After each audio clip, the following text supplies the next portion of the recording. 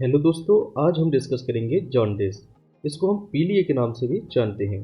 यहाँ पर हम जानेंगे इसके कॉज के बारे में, मतलब कि इसके कारण के बारे में, और इसके सिम्टम्स क्या क्या होते हैं, और यहाँ पर कौन सी रिपोर्ट कराई जाती है, और इसकी मेडिसिन के बारे में जानेंगे। चलिए दोस्तों डिस्कस करते हैं। तो हमारे ब्लड में जो होती है वो आरबीसी होती हैं, और आरबीसी में होता है हीमोग्लोबिन। अब हीमोग्लोबिन में दो पार्ट होते हैं, पहला होता है हीम और दूसरा पार्ट होता है ग्लोबिन। अब जैसे ही आरबीसी टूटती है, मतलब कि इसका ब्रेकडाउन होता है। अब यहाँ पर देखिए, जो हीम है वो कन्वर्ट हो जाता है बिलीवर्डिन और बिलीरूबिन में। तो यहाँ पर बिलीरूबिन जो है येलो कलर का पिगमेंट होता है। अगर यहाँ पर ज़्यादा मात्रा में आरबीसी जो है ब्रेक डाउन होंगे, तो ज़्यादा मात्रा में बिलीरूबिन भी यहाँ पर बनने लगेगा। अब ज़्यादा मात्रा में बिलीरूबिन बनने लगेगा तो ये हमारी स्किन और म्यूकस मेम्ब्रेन का कलर जो है चेंज कर देता है। तो यहाँ पर जो आई कलर है, म्यूकस मेम्ब्रेन है, उसमें ये पीले रंग का कलर प्रोड्यूस कर देता है, जिसको हम पीलिया के नाम से जानते हैं। अब यहाँ पर जानेंगे इसके और क्या क्या कारण हो सकते हैं। पहला कारण होता है वायरल हेपेटाइटिस। अगर देखिए वायरस जो है लीवर को इन्फेक्ट कर देता है, तो उसको हम जो है वायरल हेपेटाइटिस के नाम से जानते हैं। तो यहाँ पर देखिए हेपेटाइटिस का क्या मतलब होता है। हेपा मतलब होता है लीवर, और आइटिस का मतलब होता है इन्फ्लामेशन। तो यहाँ पर अगर वायरस लीवर में इन्फ्लामेशन कर देता है तो इसको बोल देते हैं हेपेटाइटिस। ओके। दूसरा आता है एल्कोहलिक लीवर, जिसको हम लीवर सिरोसिस के नाम से भी जानते हैं।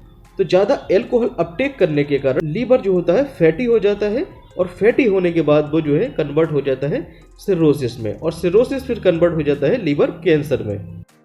नेक्स्ट आता है गॉल स्टोन। अगर पित्त में पथरी हो जाती है तो इसके कारण भी पीलिया हो सकता है।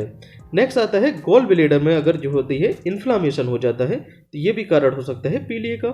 नेक्स्ट आता है गॉल ब्लैडर में अगर कैंसर होता है, तो ये भी कारण हो सकता है पीलिया का। नेक्स्ट आता है पेनक्रियाटिक कैंसर।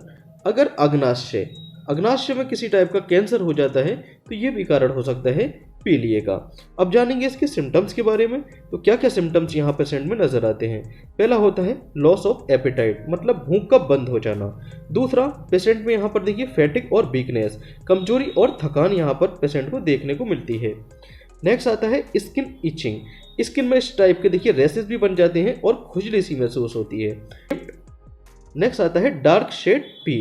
तो जो पी होता है, मतलब कि जो मूत्र होता है, उसका जो कलर होता है वो डार्क हो जाता है।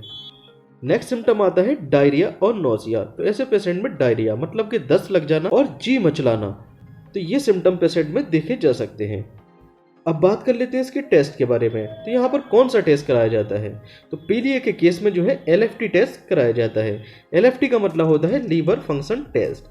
तो यहाँ पर बिलीरूबिन का जो अमाउंट है वो यहाँ पर रिपोर्ट में बढ़ा हुआ नजर आ रहा है, और यहाँ पर एसजीओटी एसजीपीटी का भी अमाउंट यहाँ पर बढ़ा हुआ नजर आता है। अगर लीवर में किसी भी टाइप का इन्फेक्शन हो जाता है, तो वहाँ पर एसजीओटी और एसजीपीटी का जो अमाउंट होता है वो बढ़ जाता है। अब बात कर लेते हैं हम इसके ट्रीटमेंट के बारे में। तो यहाँ पर कौन कौन सी मेडिसिन दी जाती हैं।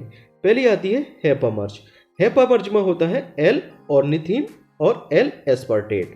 तो ये जो है लीवर को जो है रीजनरेट करने के काम में आती है। अब बात कर लेते हैं इसके डोज के बारे में। तो ये जो है 2 टाइम पेशेंट को दी जा सकती है एज अ बीडी।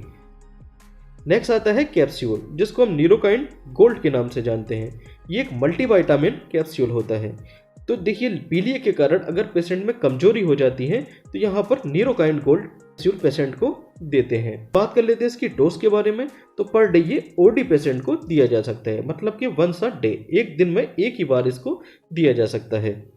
इसके साथ ही साथ यहाँ पर देखिए पेंटाकाइन डीएसआर कैप्सूल पेशेंट को दिया जाता है। तो ये आप या तो इसको ओडी यूज कर सकते हैं, मतलब कि खाली पेट आप इसको दे सकते हैं, या इसको हम बीडी भी यूज कर सकते हैं, मतलब सुबह शाम 2 टाइम इसको यूज किया जा सकता है। और इसके साथ ही साथ एक और टेबलेट आती है जिसको हम एल-सिन-ओ-जेड के नाम से जानते हैं। तो एल-सिन-ओ-जेड में होता है लीवोफ्लॉक्सासिन और ओनिडाजोल। तो लीवोफ्लॉक्सासिन होता है यहाँ पर 250 मिलीग्राम, जबकि ऑर्निडाजोल होता है 500 मिलीग्राम। तो ये भी पेशेंट को जो है बीडी दिया जाता है, मतलब कि दिन में 2 बार ये टेबलेट दी जाती है। तो ये कॉम्बिनेशन में पेशेंट को दे दी जाती है। और इसके साथ ही साथ यहाँ पर लिप 52 सिरप का यूज़ भी किया जाता है। तो ये 5-5 ml 2 टाइम जो है पेशेंट को दी जाती है।